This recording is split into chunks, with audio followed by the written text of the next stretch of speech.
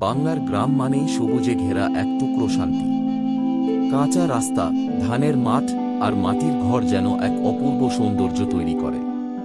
গ্রামের সকালে শুরু হয় মোরগের ডাক আর কৃষকের হাল চাষের শব্দে। নদীর পাড়ে জেলেদের মাছ ধরার দৃশ্য, বটতলায় বৃদ্ধদের গল্প, আর বিকেলে শিশুদের কাদা মাখা ফুটবল খেলা, সব মিলিয়ে এক চেনা আপন ভুবন। গ্রামের মানুষ সরল কিন্তু ভালোবাসায় ভরপুর। তারা দুঃখে সুখে একে অপরের পাশে থাকে।